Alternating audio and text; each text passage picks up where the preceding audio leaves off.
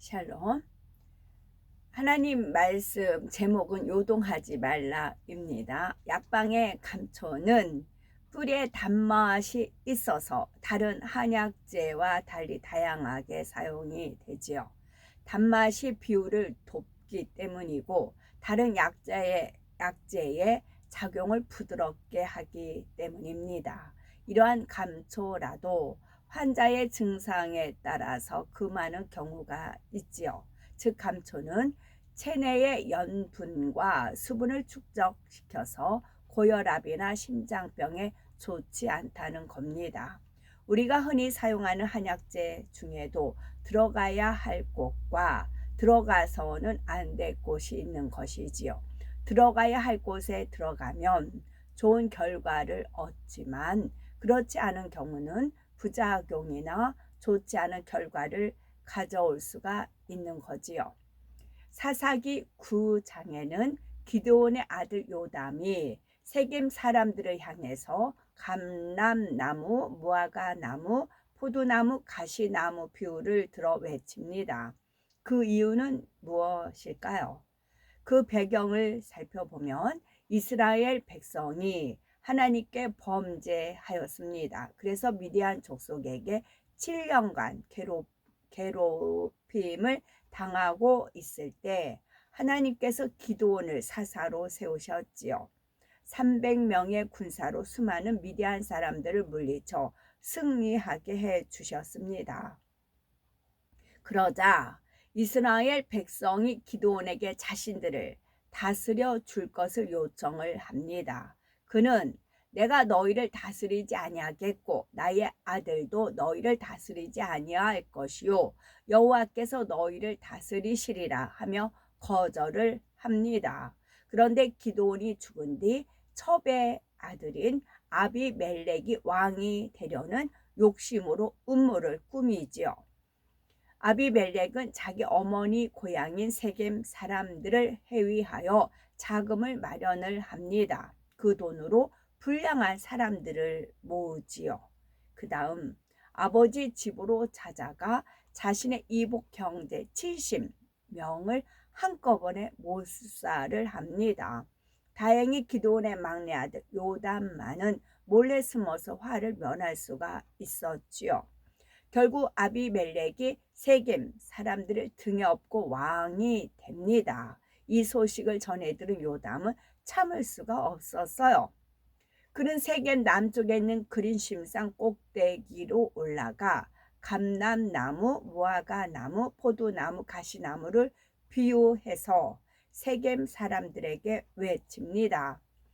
나무들이 그들의 왕을 뽑으려고 할 때 아름다운 열매를 맺는 감람나무와 무화과나무, 포도나무는 요동하지 않고 전부 왕이 되는 것을 사양을 하지만 아무 쓸모없는 가시나무만 자기 분수도 모른 채 교만하여 왕이 되고자 했다는 내용이었지요.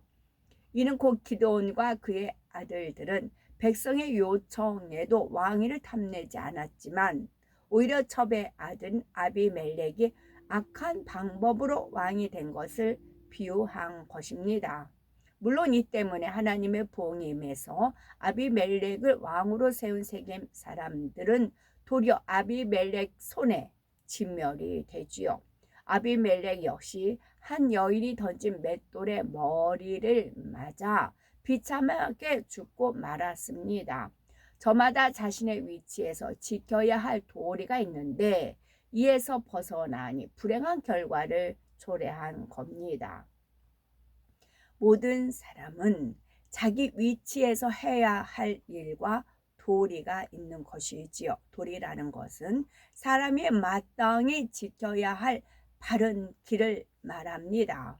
자녀는 부모를 섬기고 형제간의 우애를 하며 어린 사람은 윗사람을 공경하는 등 사람이 지켜야 할 바른 길을 갈 때 도리를 쫓는다 할 수가 있지요.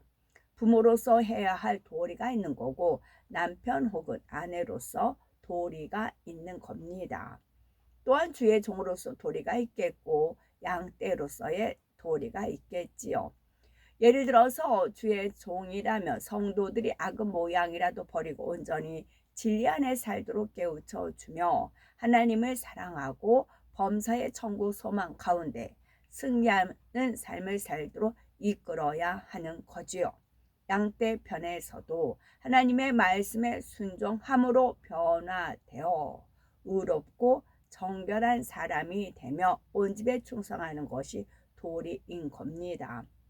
부모는 자녀를 노엽게 하지 말고 오직 주의 교양과 훈계로 진리 안에서 바르게 양육하고 자녀 역시 주 안에서 부모를 공경하고 성경 말씀에 순종하는 것이 도리인 겁니다. 부부 사이도 마찬가지죠. 아내는 남편을 머리로 섬기고 가정을 돌아보며 남편은 가장으로서 가정을 지키고 아내를 사랑하되 그리스도께서 교회를 사랑하신 것 같이 해야 하는 겁니다. 하나님께서는 상하 관계 도리에 대해서도 말씀해 주셨지요. 먼저 아랫사람에 대해서 종들아 두려워하고 떨며 성실한 마음으로 육체의 상전에게 순종하기를 그리스도께 하듯하여 눈 가림만 하여 사람을 기쁘게 하는 자처럼 하지 말고 그리스도의 종들처럼 마음으로 하나님의 뜻을 행하여 단 마음으로 섬기기를 주께 하듯하고 사람들에게 하듯하지 말라 하셨습니다.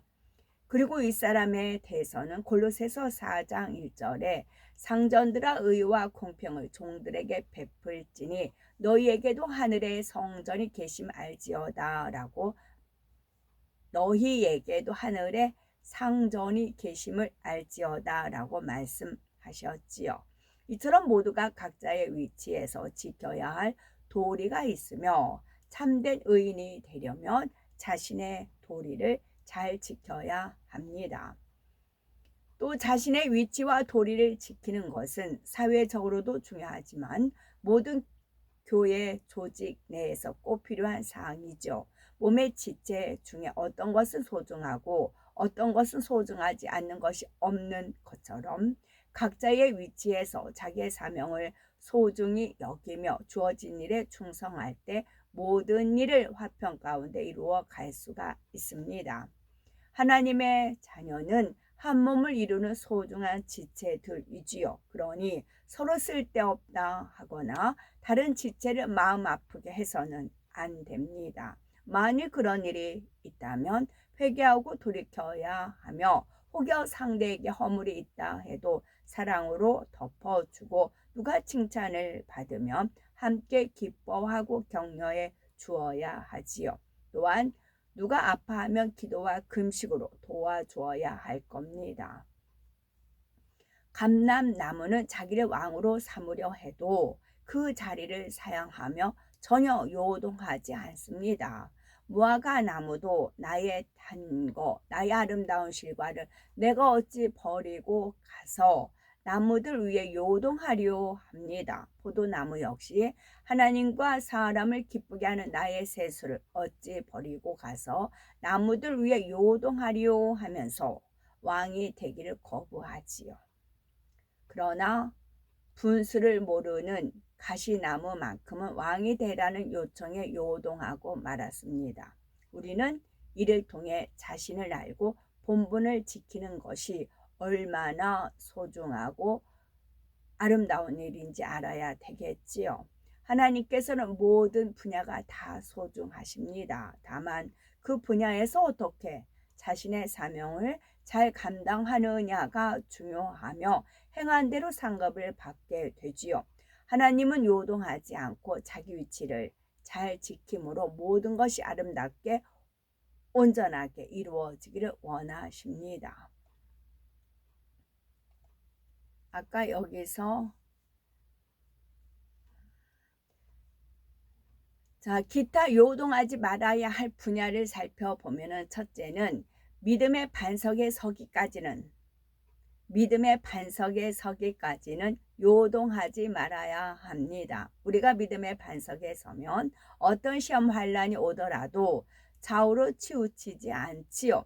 믿음이 흔들리지 않기 때문에 하나님의 뜻이라며 곧장 그 길을 갈 수가 있고 원수마귀 사단의 유혹을 받지 않고 항상 승리할 수가 있습니다. 둘째는 기도할 때에도 요동하지 말고 습관을 쫓아 해야 합니다. 충만하고 기쁠 때에는 기도하고 피곤하고 졸리면 기도를 쉰다거나 평안할 때는 기도하지 않다가 시험 환란이 오면 그때서야 기도해서는 안 되지요. 쉬지 말고 기도를 하시되 응답을 받기 위해서도 요동하지 말고 기도하셔야 합니다. 셋째는 사랑하는 데에도 요동하지 말아야 합니다. 한번 사랑했으면 변함없이 사랑해야 하지요. 하나님께서 독생자 예수님을 내어주시기까지 우리에게 사랑을 주셨으니 우리도 요동하거나 변하지 말고 하나님을 사랑해야 합니다. 중심에서 변함없이 하나님을 사랑하는 사람은 반드시 행함의 열매가 나오지요. 넷째는 충성과 봉사하는데도 요동하지 마셔야 됩니다. 선한 사람은 하나님의 뜻이 아니면 결코 요동하지 않습니다. 다니엘과 그의 세 친구는 사자 굴이나 풀무불에 던져진다 해도 진리를 지키지요. 우리도 성결한 마음과 온전한 믿음을 갖기까지 요동하지 마시고 사명 감당을 잘하며 열심히 달려가야 되겠습니다. 앞에 제가 나비를 말씀을 드릴 때 나비 효과를 계속 이제 떠올렸어요. 근데 제가 나비 효과가 뭔 정확히 몰라서 말씀을 못 드렸어요. 그래서 이제 검색을 해 보았습니다. 이제 나비 효과라는 것은 작은 원인이나 변화가 시간이 지나면서 예측할 수 없을 만큼 큰 결과를 만들어내는 현상이 나비 효과라고 합니다. 예를 들면 브라질에서 나비가 한번 날개짓하면 텍사스에서 폭풍이 일어날 수도 있다라고 나옵니다. 그래서 초기의 미세한 차이가 결과에 엄청난 영향을 준다라는 뜻이고요. 여기서 주목할 것이 하나님 말씀으로 이렇게 풀었더라고요. 지극히 작은 일에 충성한 자는 큰 일에도 충성하고, 이것이 나비 효과의 한 예로 나왔습니다. 그래서 오늘도 우리는 지극히 작은 일에 충성해서 나중에 큰 일에도 충성할 수 있는 복된 우리가 되셔야 되겠죠. 아멘. 샬롬.